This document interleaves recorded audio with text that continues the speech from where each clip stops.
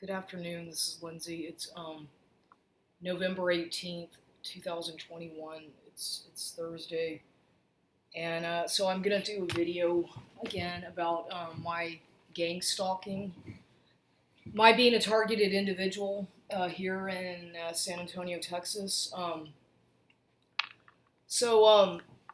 know that a lot. I repeat myself a lot in these videos talking about this, but I know that a lot of people are completely oblivious as to what a targeted individual is and what it is that we're talking about, because most people don't understand it. They think that it's a bunch of nonsense. They think that targeted individuals are just making this stuff up, that it's all delusional crap, which is completely erroneous. That's not true. Until you've been a targeted individual and until you've experienced this for yourself, you're not going to ever be able to comprehend the severity of the damage, the psychological damage that these perps and whatnot inflict upon the victim, the target, because it causes so much damage, especially in the aftermath of the shock and all of the whole thing. All the aftermath causes like severe anxiety and PTSD. And what I am so disgusted about is the fact that I know that they are monitoring everything I do. Okay, it makes me sick to my stomach to know that my privacy has been invaded to the point that everything I do is monitored. Everywhere I go, everything I do on my computer, every phone call I receive and make is being monitored, recorded. And it's like, it's akin to having identity theft, because it is identity theft. What's the word I'm looking for?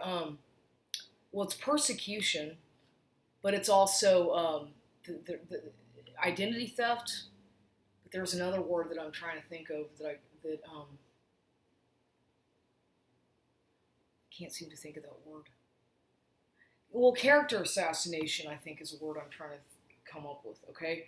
And I talked in a video that I didn't put on my YouTube channel yet, because I did it more for my own records, my own private records, because because I named a lot of names of these people who I feel are somewhat involved with my smear campaign / sexual harassment, whatever you want to call it, because a lot of it is in my situation. A lot of my targeting has a very perverse and sexual context to it, and I don't even like to say that, because it's embarrassing. Well, yeah, it's humiliating, and but unfortunately, when women, mostly when they target women, a lot of the times the women are targeted because of something that has to do with their past, something that's very then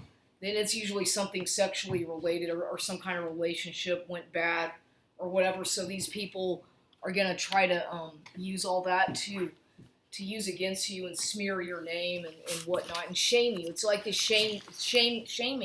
shame-based programming kind of thing, because some angry ex wants to get even with you or whatever. And people might think that, no, that doesn't really happen. That sounds like something that's straight out of an AA meeting or a 12-step program where you're. But no, it's like, yeah, this does happen. And I guess what happens is, whenever you talk about it or tell certain people, or that person is pissed off, they're going to start a smear campaign, and they're going to find out every little thing about you and tell people things that are not true. Because that's what's happened to me. Because I didn't talk about a lot of this stuff in my videos. The majority of the things that happened to me here in San Antonio that are very sexually perverse and almost like my being taken advantage of sexually by certain men and exploited, basically sexually harassed, exploited,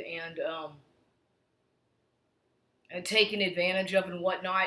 I haven't talked about that in most of my videos. I've only talked about relationships that went bad, but I didn't talk about what really happened in a lot of those situations, because for fear of my own safety, for fear of my not, because these people who I upset or who I pissed off, obviously pissed them off or whatever, they have connections with, they're either involved directly with the police as a, some kind of fucking undercover something or the other, or they have government connections, or they have money, or they have some kind of fraternal, like Masonic something or the other, that they have some kind of organization that's going to protect them.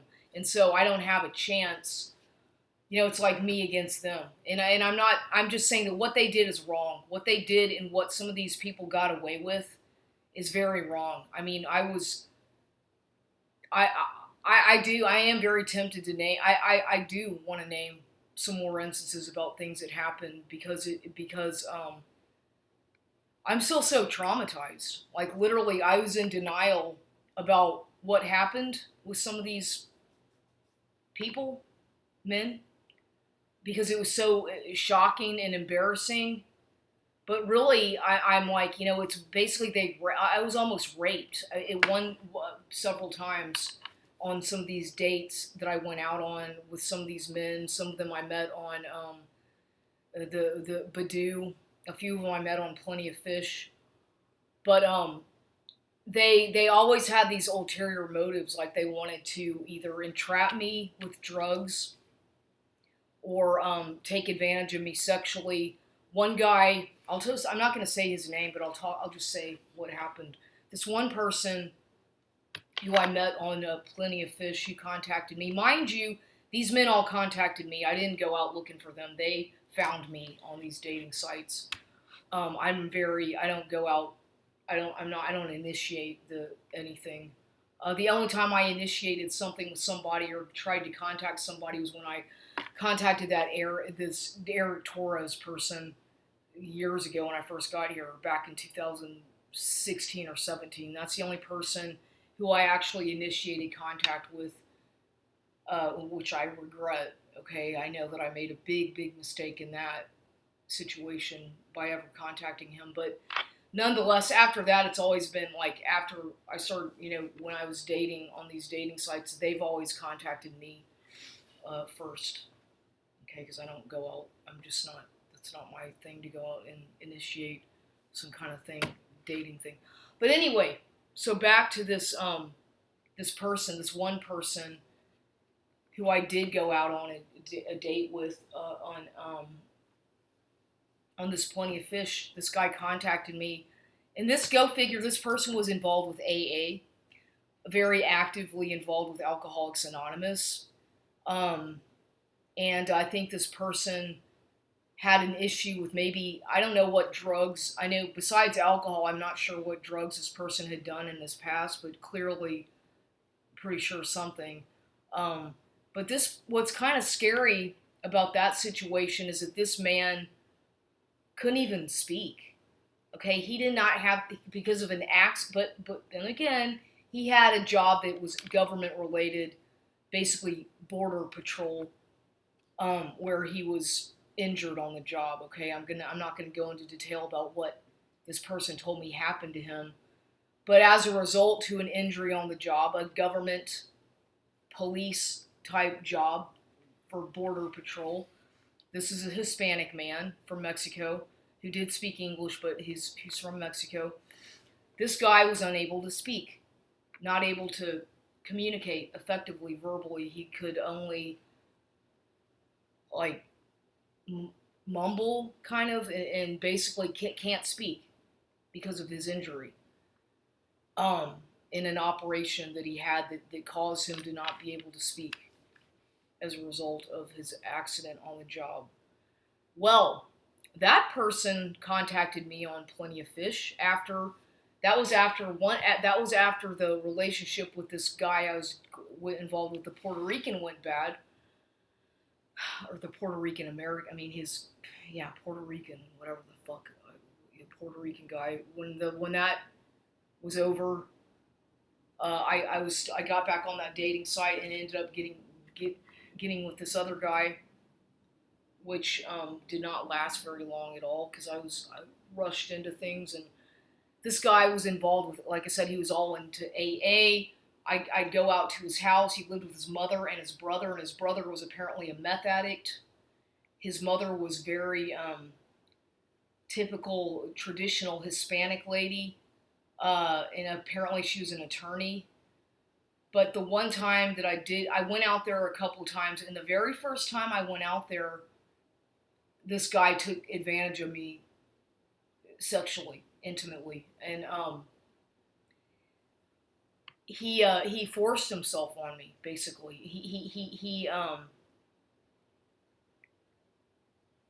yeah, I mean, he did. Okay, and I was like, what the fuck, this person is basically, and he was doing that. He forced himself on me, and I didn't know what to do because I was afraid that, well, what if he tries to hurt me? I know that he can't talk, but the guy is strong, and I thought maybe he's going to try to hurt me if I decline. I really did, because I was alone at his house with him, and it was just the two of us, and I was scared. I let this man take advantage of me, basically, and he was a very perverted person, and I felt disgusted with myself. I was ashamed of myself. I was humiliated. I was embarrassed. I was in shock that I allowed that happened after my only knowing that person very briefly. He basically, as soon as I got to his house, he's all over me, touching me, wanting me to lay down. And I was like, I just met you. We just, we need to. And the next thing you know, that's what happened. And I feel foolish. Okay. I realize that I could have put a stop to that. I could have easily just run out the door, but I felt sorry for him. In a way, I felt bad for him because of his disability. And I also felt scared for some reason. I was very vulnerable at that time, very vulnerable, and still not even over that other relationship with the Puerto Rican man.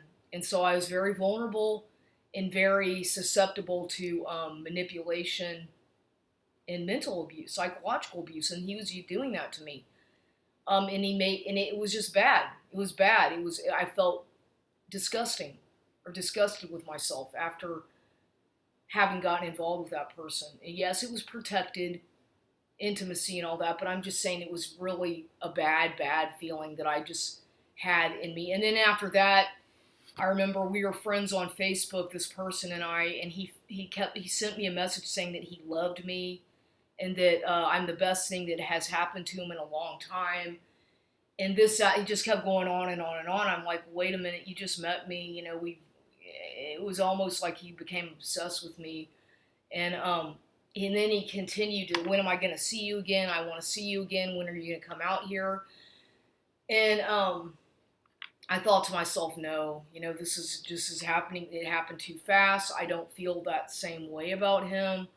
And then he kept flooding me with all these messages in Facebook. And then he bought me this T-shirt, Wu-Tang. We went to Walmart, and he was very, I'll know one thing about him, he was very controlling. Even though he was not able to use his vocal cords anymore, he was extremely controlling and demanding, and very much acting like entitled in a way. And just because a person has a disability or just because they can't do certain things doesn't mean they can't be abusive.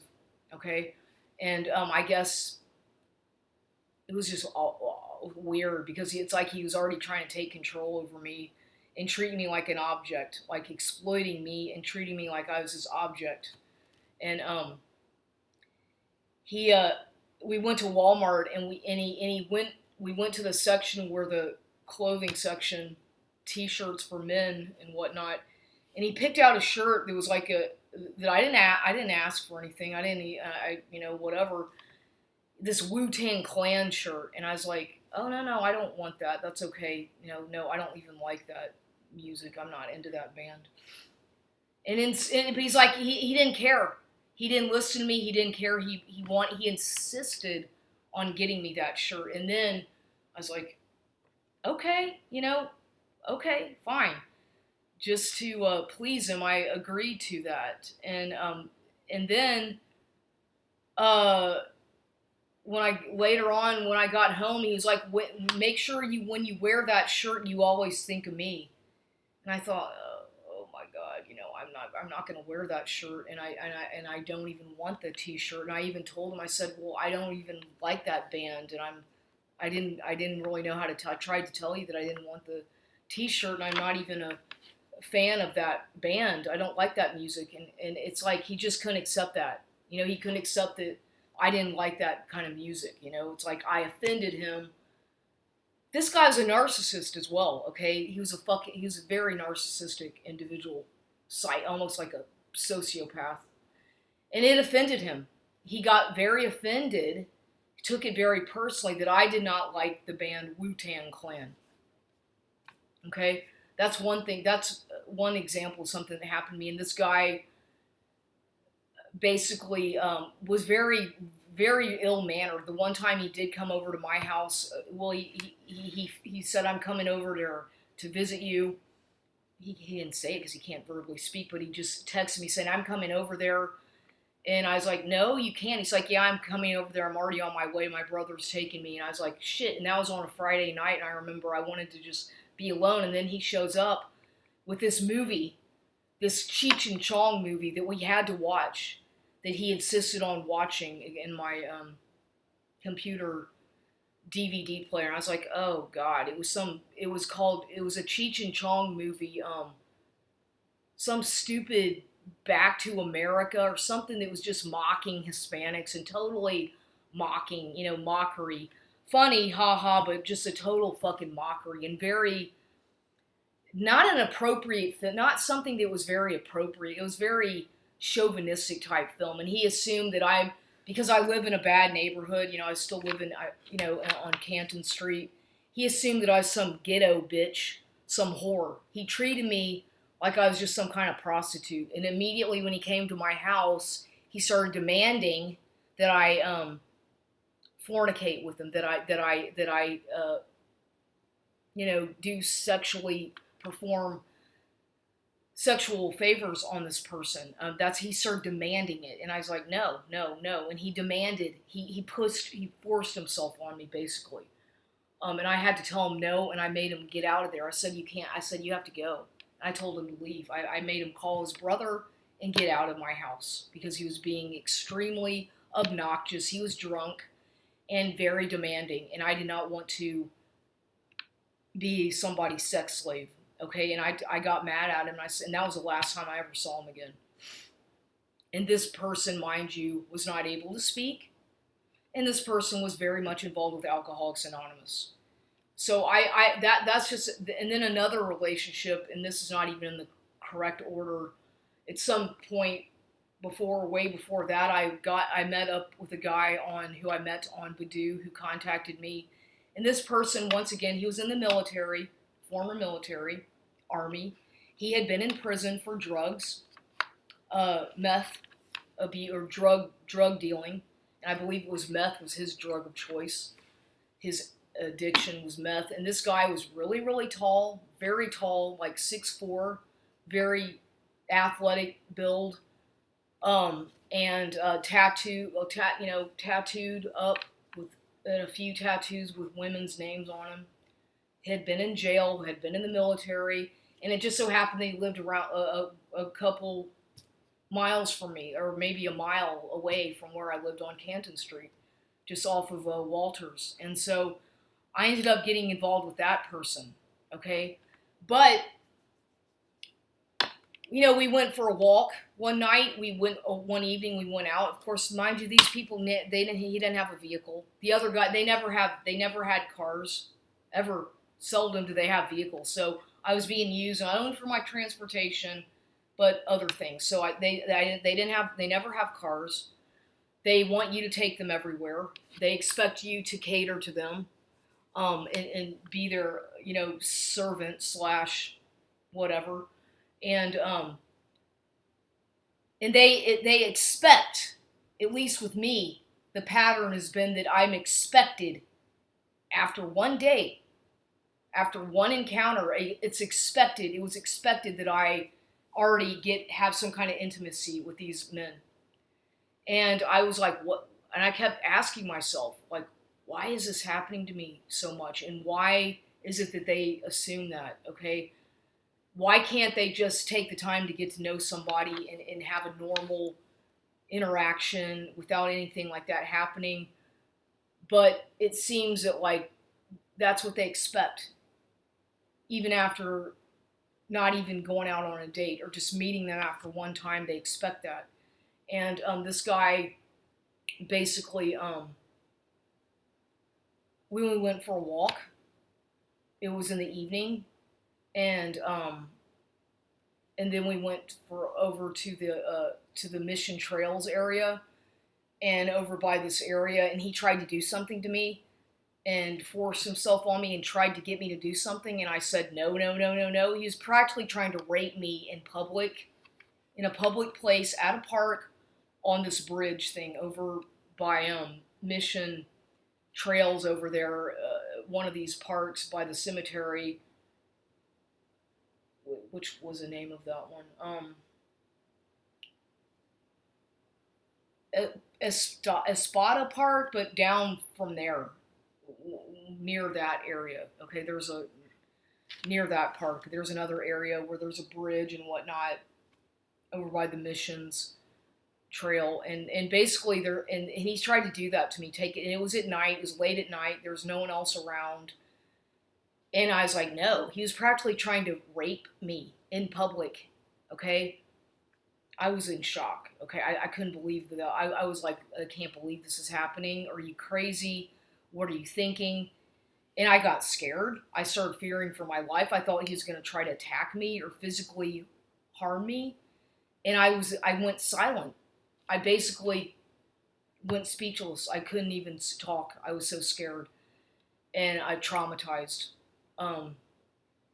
shocked, basically. And after that, I never saw this person again. You know, I was like, I was like, I cannot believe he had such ill manners to do that to me. You know, and thank God he did not rape me, even though he tried to get me to, even though he was trying to do that, get me to have intimacy with him in a public place on a bridge in a park in the nighttime. Okay, so that happened, and this person was in his late 30s. Like I said, he was a Hispanic guy, former military, had been in prison. I'm not going to say this person's name because God knows these people usually have their affiliations with gangs or drugs and whatnot. So, but I had so many bad things in retrospect, all these things that all happened to me when I was living at that house on Canton Street. I'm still in the more or less the same neighborhood, kind of, sort of, but at least nothing has happened to me in this house, and I haven't let anybody here. I allowed one person over here, and I was only helping that person find a place to live, and that was it. You know, he came over, we talked, and he needed help, and I was trying to help him, trying to find an apartment or a place to live. That was it, and then took him to the bus stop. But that was all very, nothing. No, very.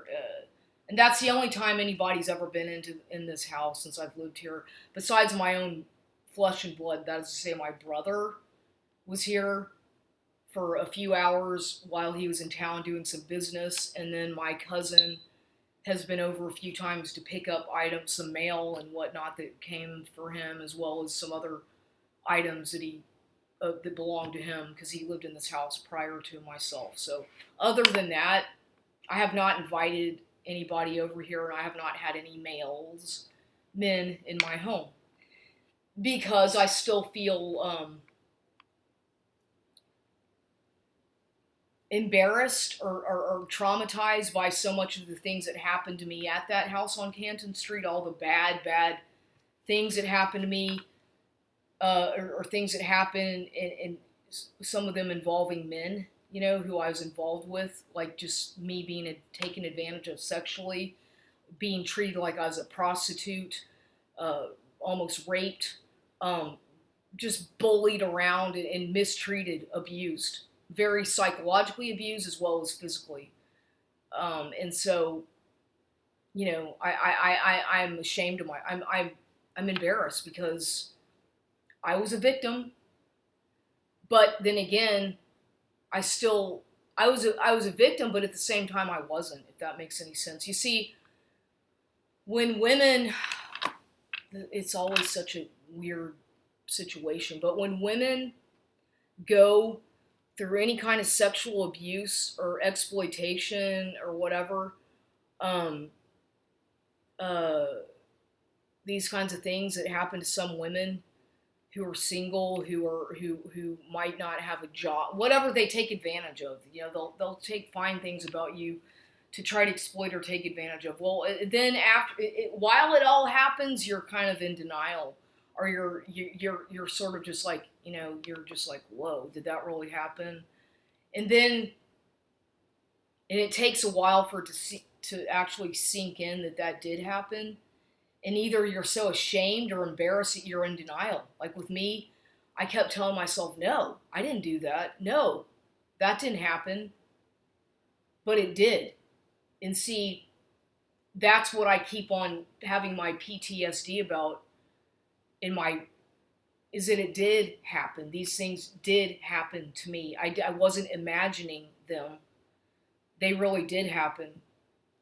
And I'm like, why does this happen to me? Why have I had all these bad things happen to me, And it's like, why? Because I'm too nice to people? They see me as some kind of a piece of dirt?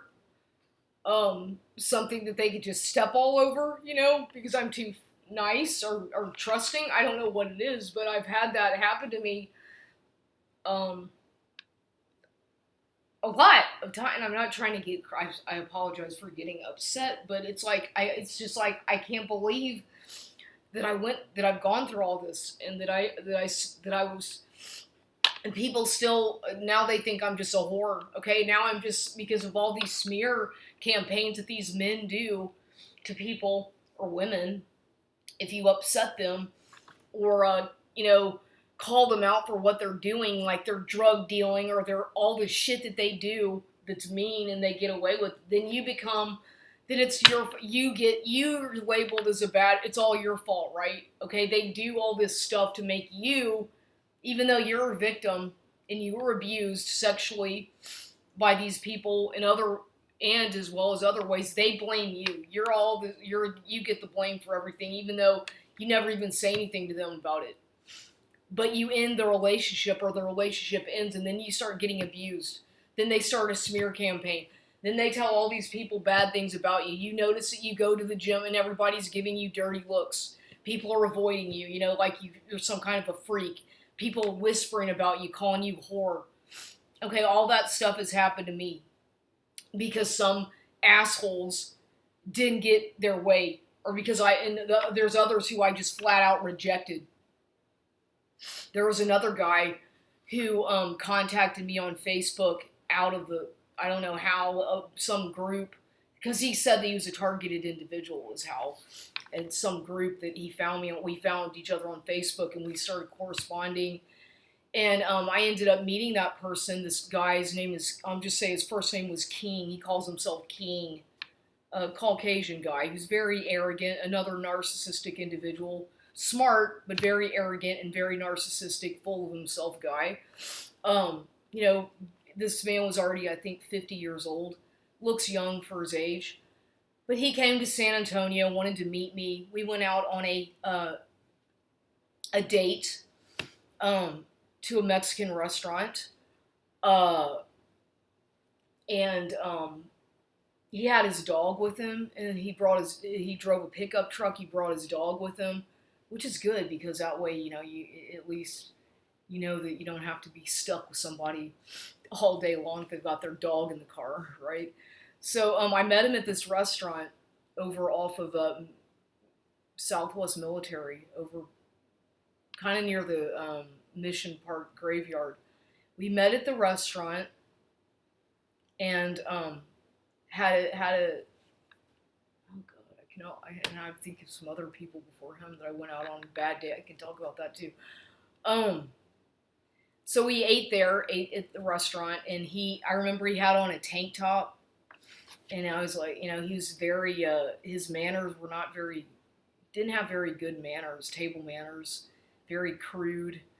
Um, but he was kind of funny. I mean, at least he was a little bit amusing to be, entertaining or amusing, but he just had bad manners, table manners, and not very gentlemanly. And, then after that, we went, after we ate, and I had a margarita, he had a margarita, and those margaritas were kind of strong at that place. I just had one, but they're pretty big. And then decided to go for a walk. So we went back across the street. He went in his car, and I went in mine. And I was driving that blue Honda Acura RSX thing. We went over to the back to the park over there, and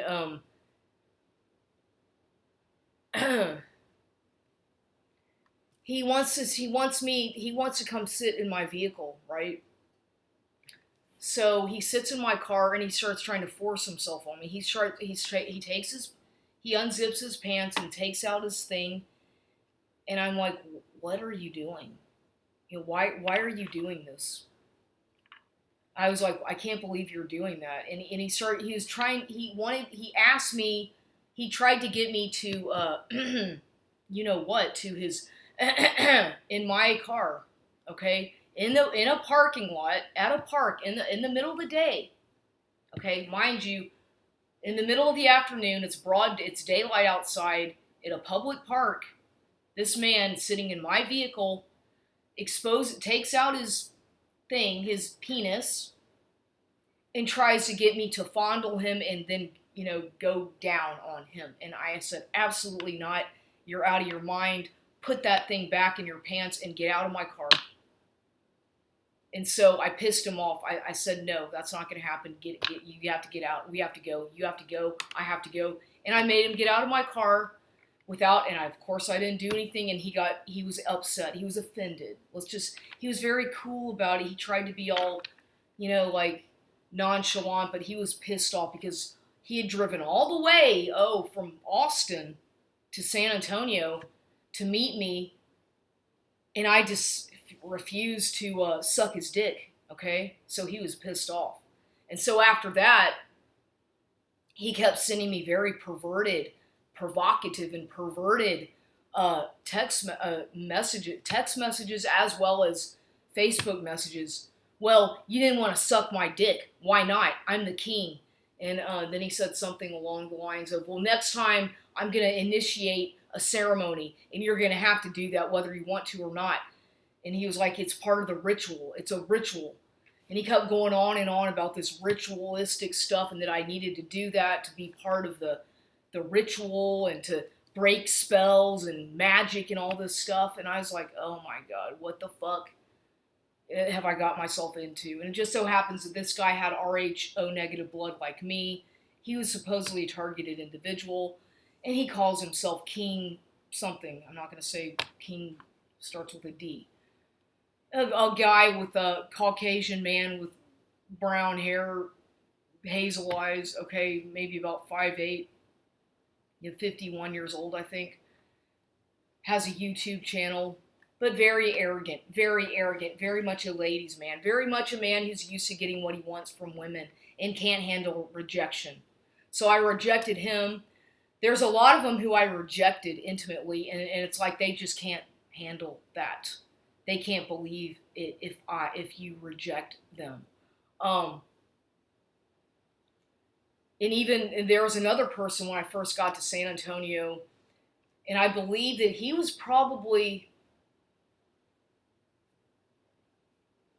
I don't know, he was after I met up with Eric Torres, but I went out on a date with this guy who was involved with an organization in San Marcos. Let's just call it a non-religious organization. Okay, I'm not going to say what it is, but this person is a part of that, and he wanted to meet me, so he came to San Antonio.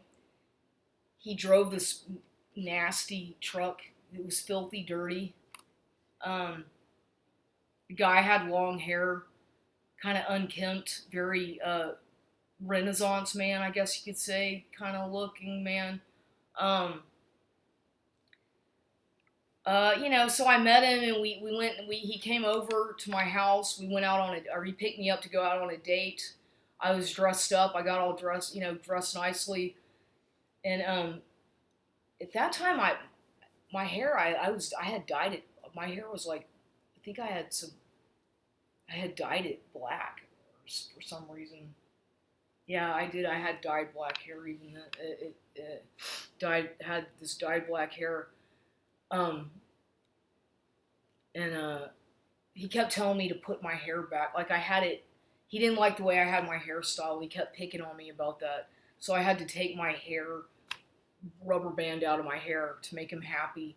We went to this place called the Faust, a bar on St. Mary's, and had some wine, and there was a band playing. And we talked for a while, and then that was it, and then I went home. But then he got back here, and he's like, he was too drunk to drive back out towards the Austin area where he lived, way out north past Austin. And or no, he lived in San Mar. I don't know where the guy lived, but out towards, on the way to Austin, way outside of San Antonio, like on your way towards Austin is where he lived. And I get maybe San Marcos, I think is where, I don't know. Nonetheless, the guy, I mean, he insisted on spending the night. He's like, I can't drive back. I have to stay with you. I was like, okay, but fine. I'm not doing anything with you. So he slept in my bed. He kept trying to touch me, and I wouldn't let him touch me or anything. I slept with my clothes on, and he kept trying to fondle me and touch me, and I just rejected him. Just completely 100% rejected his advances, and guess what? It pissed him off too, okay? He didn't come out and directly say it, but he was offended by that. So he's another person who I rejected, who got pissed off. But who you offend by doing that. And so there are a lot who I rejected like that intimately. There's another man who's already a man in his 60s, like 65 years old or 64 years old, who I rejected, and he kept asking me to come over. This is a man I met on Craigslist because I was looking for, at that time, I was trying to find another place to live, and I met this man on Craigslist, and I went out to go see his place and his room for rent, and then he took me upstairs, and he kept trying to put the moves on me, and I didn't want it. I refused, didn't let it happen, and so, I was like, I want to be your friend, and I like you as a friend, and whatever, but I think I offended him, Hispanic man, and then even after that, he called me several times and would say things like, when are you going to come over? Can you come over and keep me company? And, no. And I was like, no, I don't like you like that, not to say his name, but, so I offended him by rejecting him in that kind of way. And these men are men who have, like,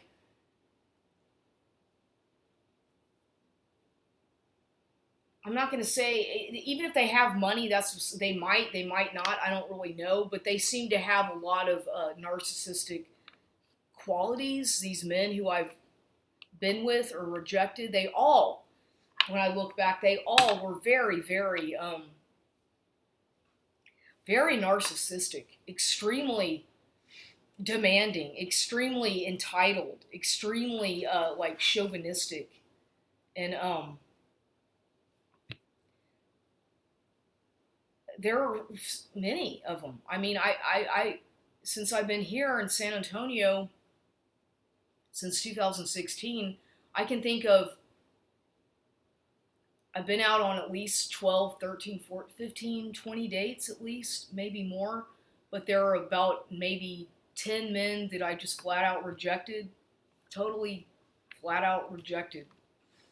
And there's some more I can name or talk about what happened. But I'm just saying, it's like, I think that they get really, they hold grudges. Like, you can't, I've tried in the past, like, to be friends with men, and if they can't have you in the way they want you, they don't want you to just be their friend. It doesn't work like that. So now that all that stuff happened, and I had this really terrible fucking bad, the two last relationships relationships that didn't last very long. The two last ones that I was involved with two different men, that lasted, the Puerto Rican person and then the other guy, they ended terribly. They were bad. Ended bad. Bad shit happened, and I'm just saying that I think that these people, I feel that those two men are involved with my smear campaign, because one of these guys kept contacting me because he was addicted to watching my Facebook, my YouTube channel, and whatnot, because I talked about him and talked about some stuff that happened. And so, he was getting revenge on me because he was pissed off and felt his ego got shattered. And, I know I pissed him off, but I also was able to see things for how they were and helped him out in certain ways, mentally, as well as apparently he was suicidal, and I prevented him from suicide, but I bet that's a lie too. He's probably full of shit with that. But I'm just saying, these people will do all kinds of stuff to try to, when it comes to narcissistic men or psychopaths who have a history with drug abuse, or maybe meth abuse, or drugs, or alcohol, or whatever, they will do some pretty fucked up things when you're in a relationship with them to get revenge on you, or if they're pissed off. And especially if these men have been to prison, or they've got, like I said, if they had a major drug issue or some kind of addiction problem, they get violent and they get aggressive, and you really see their true colors, and it's kind of scary. You're left traumatized. I mean, I'm still, like, I'm over them, but I'm still, like, I have a bad PTSD as a result of these fucked up, bizarre relationships and things that happened, and the trauma and all the stress and anxiety. But I'm just saying, I've been involved with some pretty messed up individuals. Yeah, I mean, I've never seen anything like it. In the time I've been here in San Antonio, I have seen some real psychotic individuals act out. I've watched them act out when they don't get their way, and you see their true colors, and it's pretty fucking strange stuff. Okay, it's weird. And if you're not used to that, I've seen it before too, with the Panamanian in Houston acting out because he was on drugs, and fucking psychopath, violent, abusive, tried to kill me. And then there was another person, this other guy I was involved with, who had to call the police because he was trying to attack me with my fucking computer, laptop. He went nuts and ballistic and got violent, and he spent time in jail. Not because of what he did. I had to call the police, but he didn't go to jail because of me. He had already been in prison prior to my meeting him, but then he was in and out of prison because of his issues with whatever, his issues. And that guy was violent. I mean, I've been involved with some really And when I look back in the past, some really mentally ill psychopaths, or some men who are extremely unhinged and violent. And so I really am trying to,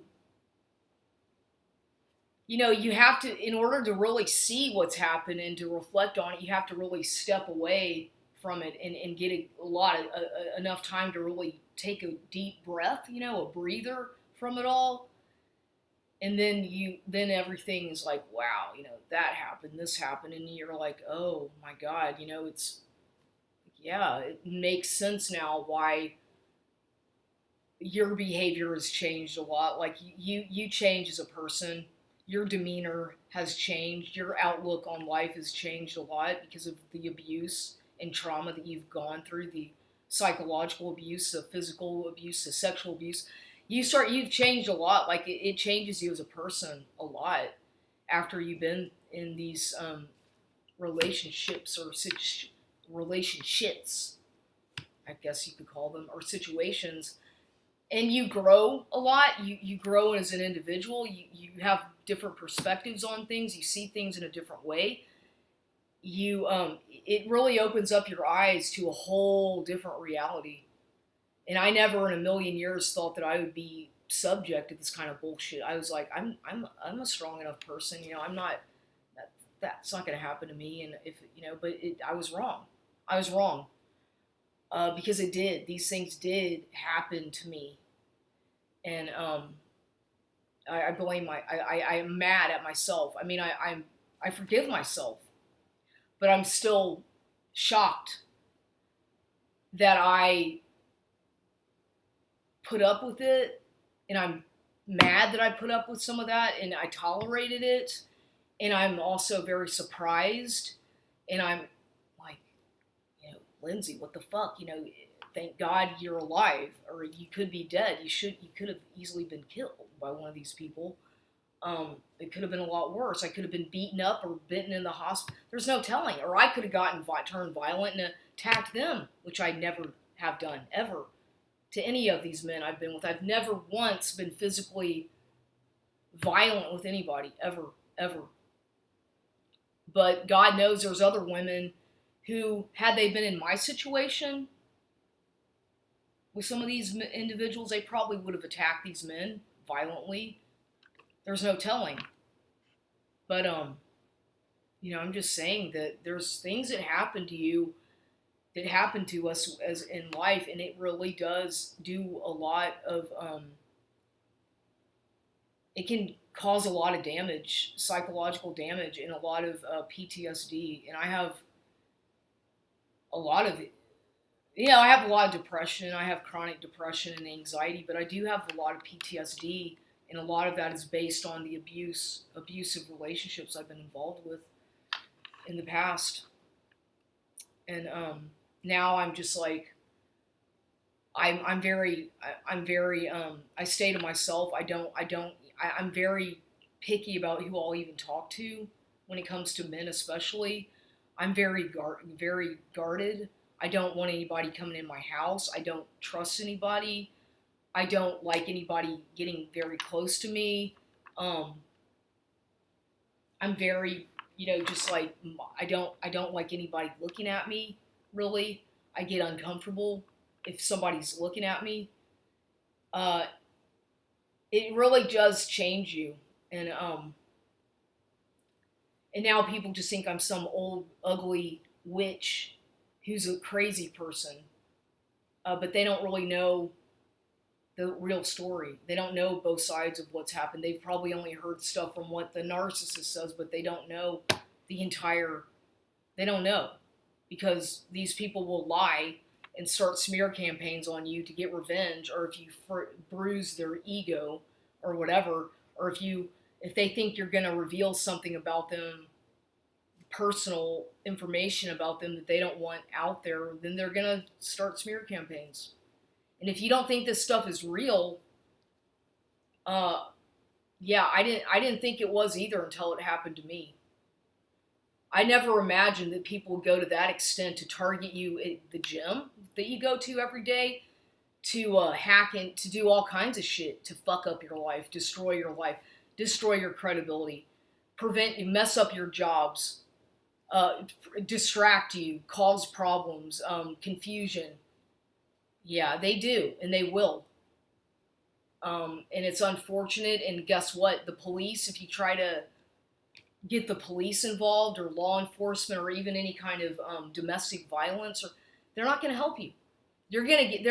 Actually, what they're gonna do is turn around and blame you for whatever happened. They're gonna blame you, and it's your fault. That's what I've noticed. At any time that you as a female, if you've been abused sexually, raped, harassed, stalked, molested, anything that you've been victimized by a male, somebody who's bigger than you, stronger than you, maybe has more money, has more influence, or maybe has more connections to the government or whatever, which a lot of these men in my situation were either military or government or police involved, they will fuck up your life.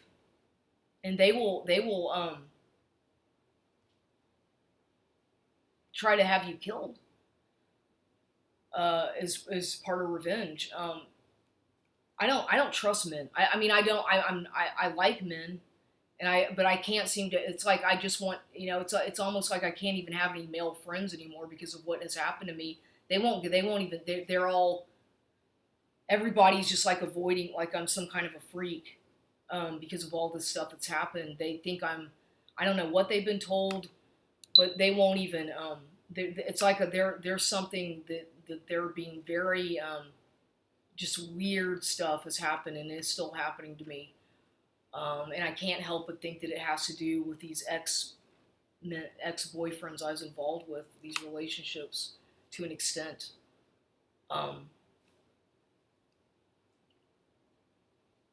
So yeah. But if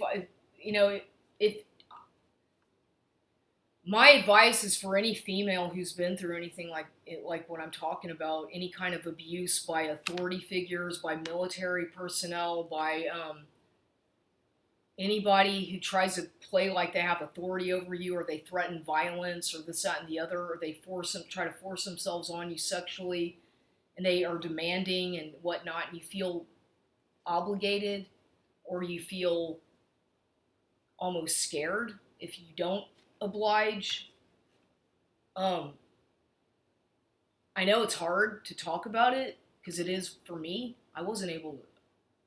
I'm even surprised I'm making these videos, but it's most of that.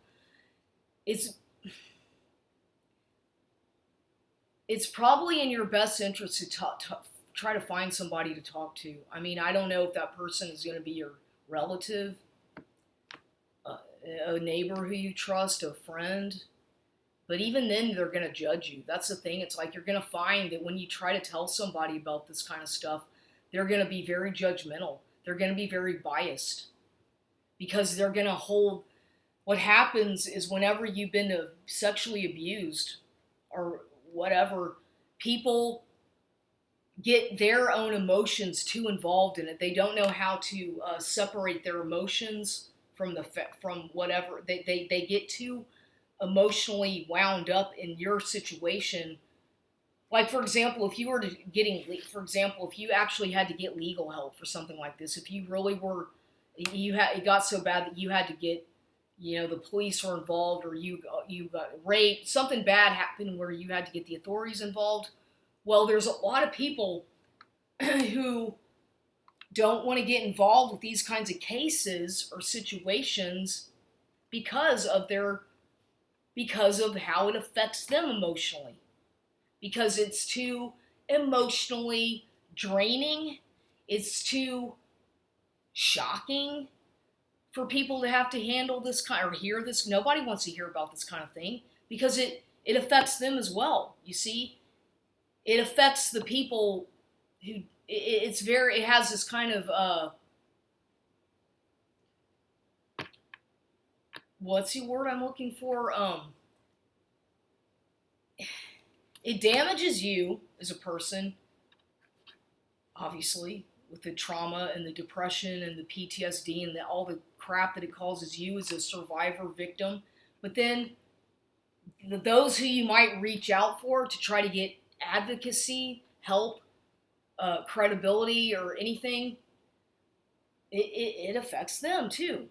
It's going to affect them in a way, to the point where they're going to be judgmental over you, and they're going to, it's a very weird situation to be in.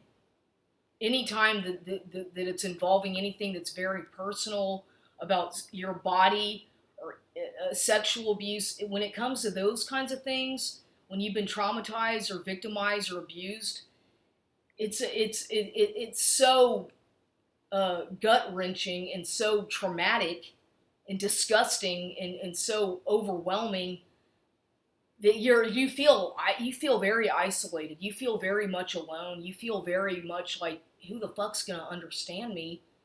And nobody's gonna believe. You feel like nobody's gonna believe you. And then when they do, you do tell somebody. Like I said, they're gonna either be